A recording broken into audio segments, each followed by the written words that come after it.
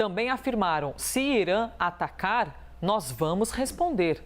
Américo Martins, nós tivemos aqui muitos destaques em relação à fala de Benjamin Netanyahu, dizendo que os terroristas não estão no nosso território, os terroristas estão no Irã, estão no Iraque, estão no Líbano. O que também me chamou a atenção, Américo, é que no momento em que Netanyahu mostra, eu vou colocar aqui no telão, rapidinho, o Américo está aqui, mas eu coloco aqui esse momento que ele mostrou os mapas, tá?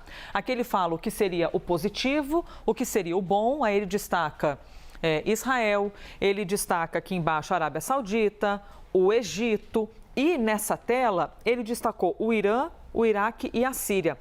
Américo, evidenciando que Israel não reconhece a Palestina como um Estado, como uma nação, porque eles nem destacam o Estado da Palestina no mapa, né? Eles não mostram, ou seja, estamos aqui evidenciando para vocês com uma imagem que nós não consideramos. Não existe um país, não existe esse reconhecimento de Estado da Palestina.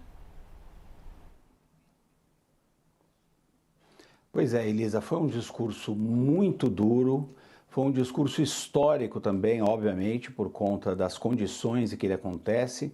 O próprio primeiro-ministro lembrou no início do próprio discurso que ele nem tinha programado ir para a ONU, porque obviamente o país dele está em guerra, em duas frentes pelo menos, mas que ele achava importante ir à ONU para esclarecer a posição de Israel e mostrar alguns dos grandes problemas que afligem o Oriente Médio.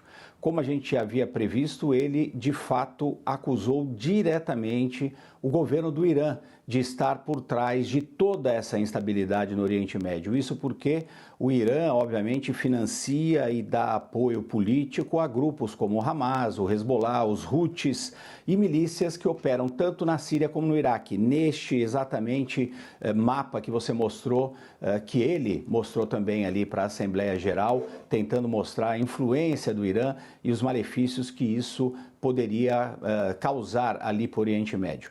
Eu destacaria ainda que ele mais uma vez disse, mas é importante o lugar onde ele está dizendo isso, que é a Assembleia Geral da ONU, ele mais uma vez disse que Israel vai fazer tudo o que estiver ao seu alcance para impedir que o Irã tenha acesso a armas nucleares.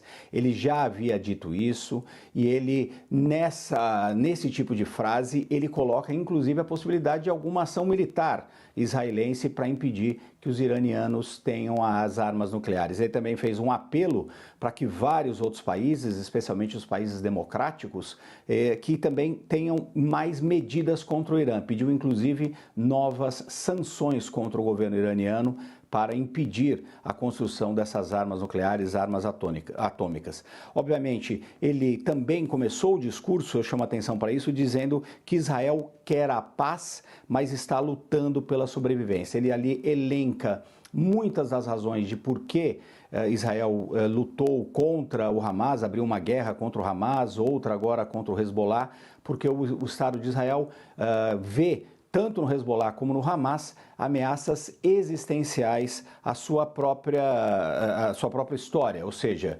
tanto o Hezbollah como o Hamas têm como objetivos declarados, inclusive, a destruição do Estado de Israel. Eu ainda chamaria atenção, Elisa, para a questão dos reféns. Ele falou bastante sobre os reféns, fez um apelo direto ao Hamas para que liberte os reféns o mais rapidamente possível. Vocês devem ter notado na lapela dele, na lapela direita, uma fita amarela que é o símbolo das famílias ali que pedem a libertação dos reféns. É um assunto muito sensível dentro de Israel. E ele também criticou muito as próprias Nações Unidas, a ONU. Ele disse que Israel é o país que mais sofre ataques dentro da ONU e que ele vem defendendo Israel desde 1984, quando ele era o embaixador do país na ONU.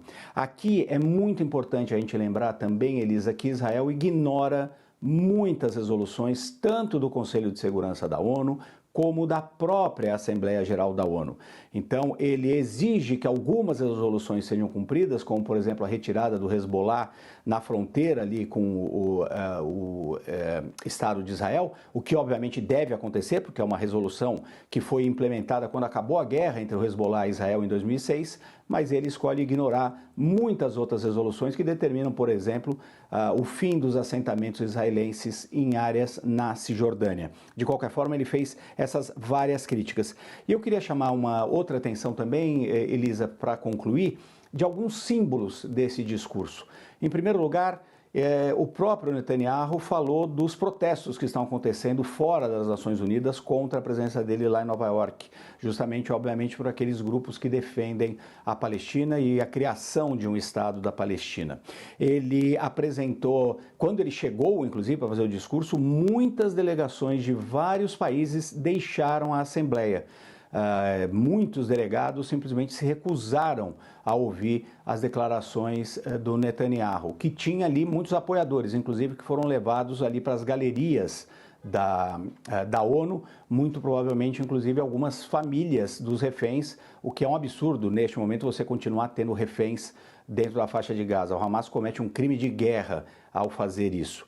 E uma última observação: a Mariana Jangiacomo, nossa correspondente lá em Nova York, apurou que a delegação brasileira também não estava nesse discurso do Netanyahu, mas eles não saíram no momento que ele chegou, simplesmente não estavam no âmbito ali da Assembleia, na região da Assembleia, antes do início desse discurso. E só para concluir, Elisa, o Netanyahu adora levar esses mapas na Assembleia Geral da ONU. Não é a primeira vez que ele leva esse tipo de mapas, até para ter uma ilustração visual do real risco que ele enxerga na existência do programa nuclear iraniano, por exemplo.